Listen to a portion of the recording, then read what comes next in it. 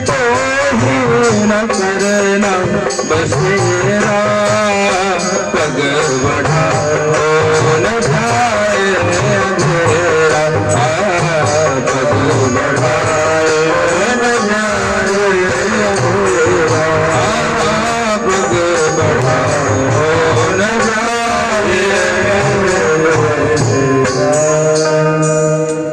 प्रेम नगर बहुत कठिन है, बहुत कठिन है डगर पनघट के भैया। हाँ, तो ये प्रेम ग्रंथ है श्रीमद् भागवत महापुराण, और ऐसे दिव्य कथा को श्रवण करने से जन्म जन्मांतर की व्यथा नष्ट हो जाती है। तो यहाँ पर कथा जो प्रारंभ हुआ, कहते नैमिषारण्य तीर्थ में कथा प्रारंभ हुई। वक्ता कैसे है? तो वक्ता है भैया महामती, जो भगवान की कथा को भली भांति समझा सके। और श्रोता कैसे है भैया? तो कथा अमृत रसा स्वाद कुशल, कथा को सुनने में बड़े कुशल है। श्रोता मानस में क्या कहा? जिनके श्रवण समुद्र समाना, भगवान का की कथा सुनने में श्रोता कैसा होना चाहिए? जिनका श्रवण समुद्र के समान हो। ना?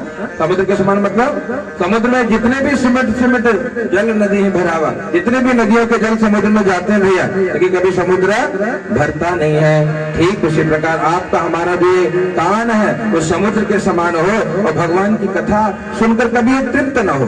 अगर आप अघा गए कथा सुन करके तो समझ लेना कि कथा सुने ही नहीं।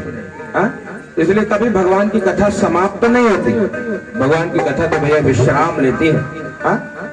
तो ऐसे भगवान की दिव्य कथा, और भगवान ने आपको हमको सिलेक्ट किया है। कहा क्या नहीं, सत्यान कथा बांटते रहा, चलो भागवत बांट दो। तो भगवान की मर्जी के हम लोग गुलाम है, मान के चलिए। और वही चाहते हैं, जो ठाकुर जी चाहेंगे वही होगा। तो इस प्रकार से भगवान की अद्भुत कथा। और कहते हैं भैया भगवान की दिव्य कथा में नैमिषारण्य के पावन तीर्थ में, और ऋषियों ने पूछा कि हे प्रभु, किस प्रकार से भगवान की कथा को श्रवण करने से जन्म जन्मांतर के पाप नष्ट होंगे, आप हमको बताइए। जहाँ मुनियों और सिद्धों का समाज बसता है, ऐसी पावन भूमि में कथा अमृत रसास्वादन में अत्यंत कुशल शौनक जी ने महामती सूत जी से प्रश्न किया। शौनक जी पूछते हैं सूत जी महाराज से, अज्ञान ध्वांत विध्वंस कोटि सूर्य समप्रभ, श्रोताख्याहि कथा सारं मम कर्ण रसायन। शौनक जी ने सर्वप्रथम सूत जी महाराज की प्रशंसा की है और कहा कि हे सूत जी महाराज, आप हमें समस्त कथाओं का सार बताइए। समस्त कथाओं का सार बताइए। और भाव से उनसे प्रार्थना करके कहते हैं, कुछ प्रश्न पूछते हैं। ये सूत जी महाराज, विवेकम कथम वर्धते, विवेक की वृद्धि कैसे होती है?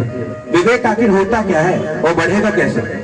विवेक क्या होता है? कहा भैया, जो सही और गलत की पहचान करने वाली हमारी निश्चयात्मिका बुद्धि है, उसी को विवेक कहते हैं। और विवेक बढ़ेगा कैसे? मतलब हम सही गलत की पहचान कैसे कर पाए। और कहा वैष्णव जन जो है माया मोह से बचते कैसे है? क्यों? क्योंकि माया महा ठगिनी में जानी, माया ने किसी को नहीं छोड़ा भैया। संत इसलिए बार बार कहते हैं कि भगवान हमको अपनी माया से बचाइए। त्वन्माया मोहिता सर्वे ब्रह्माद्यास्त्रिदिवौकसा। तो ये कहते हैं, ये स्कंद पुराण में भगवान को कहते हैं क्या? तन्माया मोहिता सर्वे ब्रह्माद्यास्त्रिदिवौकसः न जानन्ति गुणान् रूपम किमाश्चर्यमिदं प्रभो।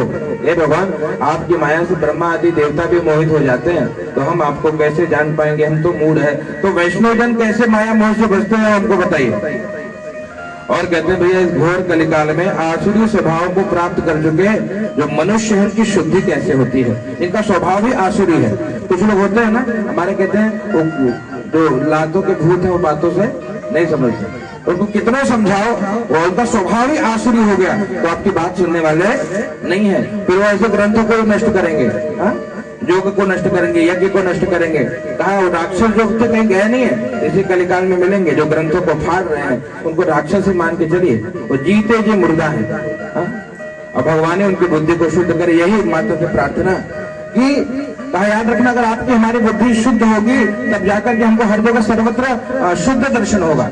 जिसकी जैसी मति होती है उसकी वैसी गति होती है, जैसी दृष्टि होती है उसकी वैसी सृष्टि होती है। हमारी आपकी दृष्टि शुद्ध होती है भगवान की कथा से, इसलिए इस कथा में प्रवेश करके